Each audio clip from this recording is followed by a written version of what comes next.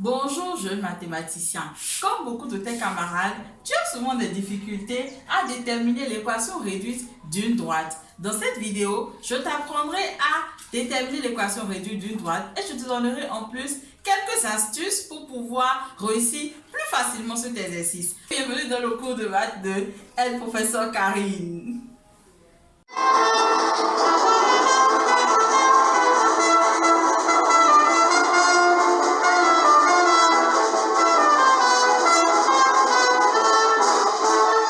L'équation réduite d'une droite est sous la forme y égale ax plus b. Ça, c'est la forme de l'équation réduite d'une droite. A et b sont des paramètres. A est le coefficient directeur de la droite et b est l'ordonnée à l'origine. Alors, pour déterminer une équation réduite d'une droite, il suffit alors de déterminer son coefficient directeur et de déterminer son ordonnée à l'origine. Tout de suite, je vais t'apprendre comment déterminer le coefficient directeur et l'ordonnée à l'origine d'une droite.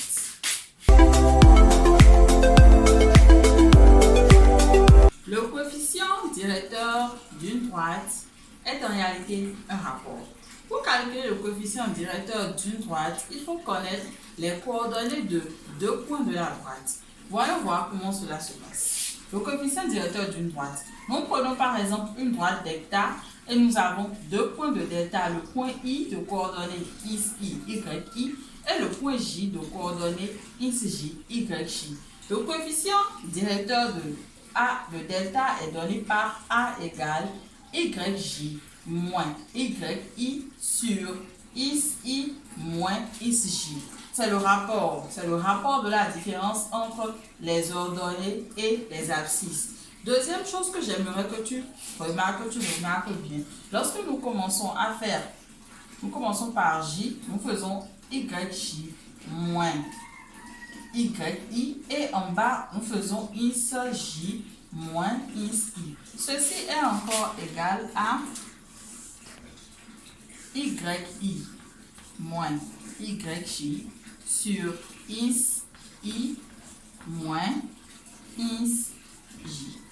Donc, tu as le choix. Mais ce qu'il faut que tu retiennes, c'est que lorsque tu commences par les coordonnées du point J, tu écris YJ en haut, XJ en bas et YI en haut, XI en bas. Mais lorsque tu décides de commencer par exemple par les coordonnées du point I, tu vas mettre alors YI en haut, YI en bas, moins YJ en haut, XJ en bas. C'est comme ça que nous déterminons le coefficient directeur d'une droite. Il est important que tu saches ceci. Pour pouvoir déterminer le coefficient directeur d'une droite, il faudrait que les abscisses des points que tu prends, les deux abscisses là, doivent être différents. Lorsque les abscisses sont égaux, on ne peut pas calculer le coefficient directeur d'une droite. Maintenant, nous allons apprendre à déterminer l'ordonnée à l'origine d'une droite. Nous prenons toujours notre droite delta. Il faut que vous sachiez ceci. Je l'ai déjà dit dans une vidéo ici lorsqu'on voulait faire la vidéo sur la représentation graphique des droites. Lorsqu'un point appartient à une droite, les coordonnées de ce point-là vérifient l'équation de la droite. Et c'est ce que nous allons utiliser pour déterminer l'ordonnée à l'origine de la droite. Donc, qu'est-ce que nous allons faire? Nous avons I qui appartient à delta, d'où y de I est égal à ax de I plus B. Ceci nous permet de tirer le B. C'est un peu comme si nous étions en train de résoudre une équation du premier degré à une inconnue. Nous pouvons tirer le B et déterminer B. Nous avons une droite qui passe par les points A de coordonnées 3, 5 et le point B de coordonnées 1, moins 2. Nous allons alors déterminer une équation réduite de la droite AB. Pour déterminer l'équation réduite de la droite AB, comme je l'ai dit tout à l'heure, nous allons déterminer deux choses. Nous allons déterminer le coefficient directeur de la droite AB et l'ordonnée à l'origine de la droite AB. Donc, on va appeler A le coefficient directeur de AB.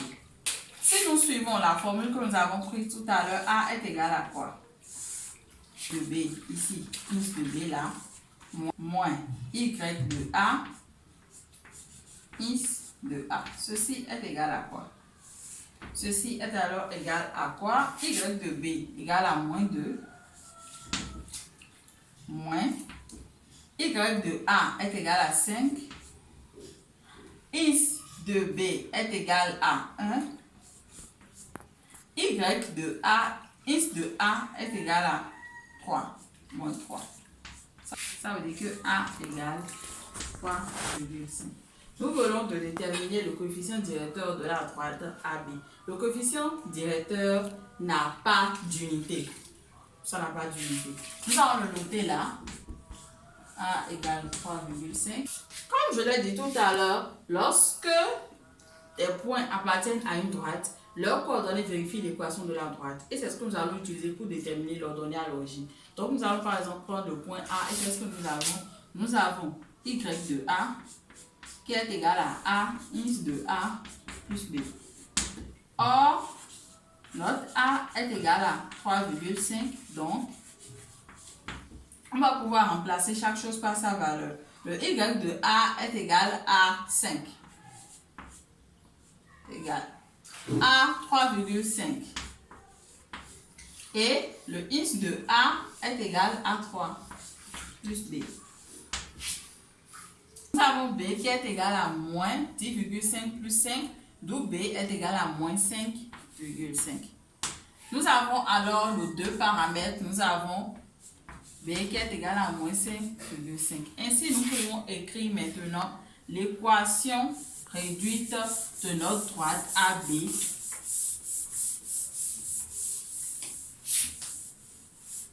On sait que AB a une équation de la forme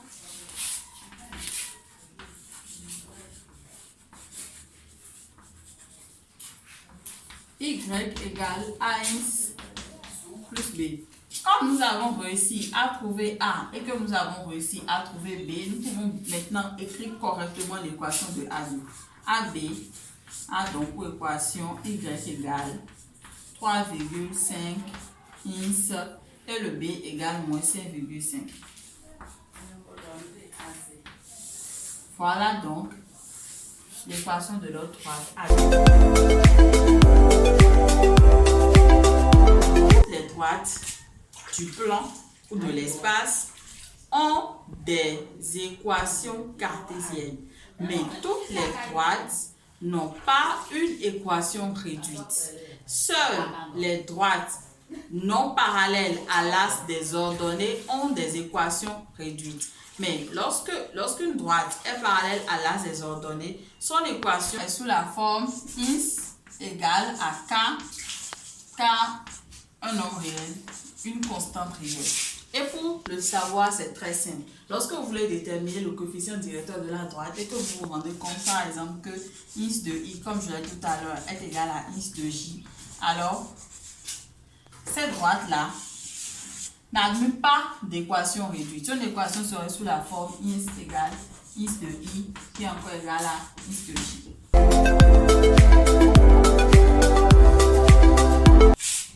Merci beaucoup d'avoir suivi cette vidéo. J'espère qu'elle vous aura plu. J'espère qu'elle vous sera utile et que après ceci, vous n'aurez plus de difficultés à déterminer les équations réduites des droites. Il est clair que si vous avez des difficultés avec le calcul des additions des nombres réels, lorsque vous avez des difficultés avec votre table de multiplication, avec les calculs en général, ça va vous poser quelques problèmes, mais ne vous inquiétez pas parce que, comme on le dit en anglais, practice make perfect. Je ne suis pas sûre de bien prononcer, c'est pas grave. C'est en forgeant qu'on devient forgeron, donc je vous invite à beaucoup de courage, à persévérer, à vous entraîner tout le temps et vous deviendrez très fort. Il n'y a pas de solution magique. Merci.